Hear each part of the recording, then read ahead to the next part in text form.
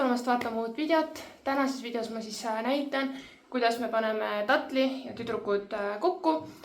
Räägin siis natukene ka tatli kastreerimisest, panen siia vahele siis klipi haavast ja üldse räägin, mis siis vahepeal nutsudega seoses toimunud on. Täna on üsna siuke vihmane ilm, nii et valgustusega on natuke nii nagu on. Tüdrukud ma olen praegu siia puuri juba või aedikusse ära toonud, nii et ka kuulete nutsu hääli siis sellepärast, et nad on kohe siin lähedal. Tatli kastreerimisoperatsioon läks väga-väga hästi, haav paranes väga kiiresti. Me tegime selle siis Betsiti kliinikus, see läks maksma 175 eurot ja tõesti väga hästi läks ja sellega koha pealt nagu poisid. Mingid komplikatsioone asju ei olnud.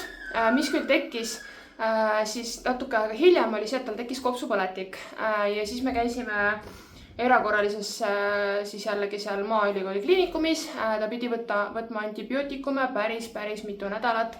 Nii et nüüd operatsioonist tänaseks on siis peaaegu 8 nädalat möödas, 7,5 nädalat ja sellest on täiesti piisav, kuna täna on pühapäev, nädalavahetus, siis tavaliselt lihtsalt mul on nädalavahetusel rohkem aega ja ma ei taha oodata veel mingeid lisanädalat lihtsalt sellepärast, et nädalavahetust oodata ja siis ma panen nad täna kokku. See on tavaliselt oodatakse 6 nädalat, 8 nädalat oli selline et 100% kindel olla, et ta ei saaks siis neid rasedaks teha. Antibiootikumi kuuril ja arvatavasti see tekkis sellest, et see stress, ta kaotas oma puurikaaslase ja siis veel lisaks see operatsioonistress, et kõik need asjad kokku. Ja üks asi veel, mis ma arvan mõjutas, on see, et ta oli mu tütre toas ja mu tütar on teismeline ja ta väga tugevasti ikkagi lõhnastab iseennast, kõik meigitooted, kõik asjad, mis ta kasutab, et tema toas oli väga tugev lõhn tihti ja ma tegin selle peale ka kommentaare päris tihti, ütlesin palun ära lõhnasta, et käi kas või tal on põhimõtteliselt eraldi vannituba, et ta võiks seal ennast lõhnastada ja nii edasi, aga kui me siis käisime tatliga Maaülikooli kliinikumis, siis seal öeldi ka, et ka ravi ajal ta ei tohtinud olla siis tugevate lõhnade juures, ehk siis ma tõingi ta siis ära meie magamistuppa ja ta ongi terve see aeg siis peale seda olnud meie magamistoas, ma olen teda ravinud. Nüüdseks on tal kõik hästi, ta on terve ja selles mõttes täiesti okei aeg panna kokku. Aga ühesõnaga tõesti verisegadel on väga tundlik hingamissüsteem. Nad ei tohi olla tugevate lõhnade juures, nende asju ei tohi pesta lõhnaga pesuainega. Ehk siis see on tegelikult väga oluline. Näiteks ütleme, et ei tohiks kindlasti mingeid lõhnaküünlaid nende lähedal põletada. Ja nii edasi, et neil tõesti on hästi õrns asi ja ma arvan, et see on üks asi, mis võib-olla nõrgestas veelgi tatlit niigi sellises õrnas, stressirohkes perioodis ja võis aidata kaasa siis sellele, et meil, nagu arst ka selgitas, siis tegelikult neid baktereid või neid asju, mis põhjustavad neile kopsupõletikku, on kogu aeg nende keskkonnas olemas, aga kui nad on stressi tõttu nõrgestatud siis immuunsusega, siis lihtsalt see haigus saab neile rohkem ligi. Aga täna on siis see päev, kus õnneks tattel lõpuks saab endale sõbrad, ta on seda väga kaua oodanud.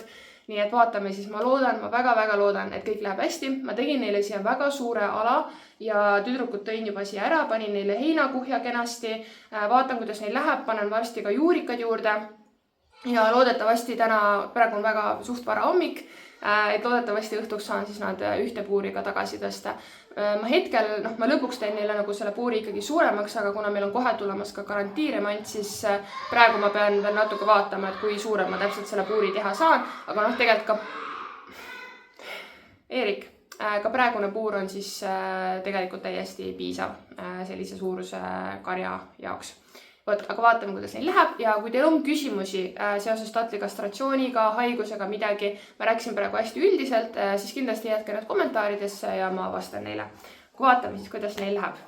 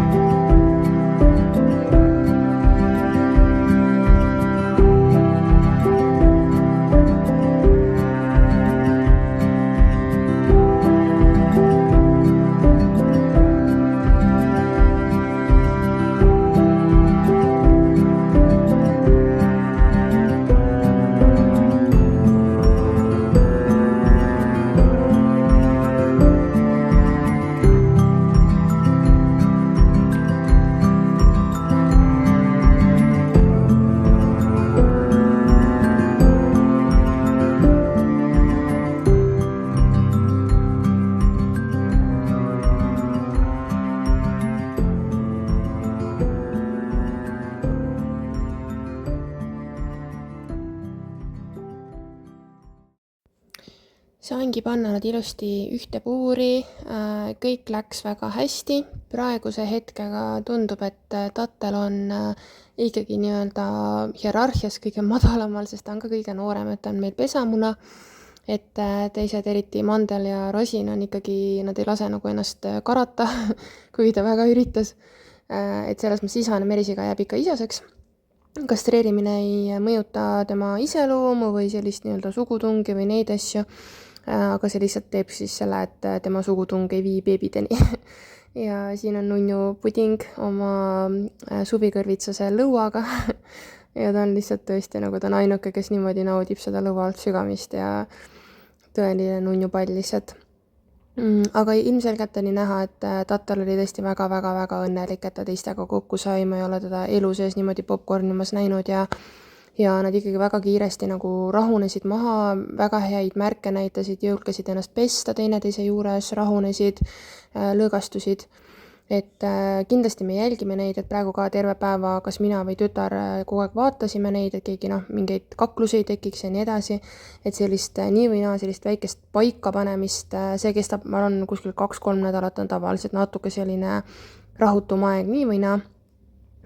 Aga see möödub ja ma usun, et neist saab väga tore kari. Aitäh, et sa seda videot vaatasid, pane kindlasti like sellele ja telli kanali.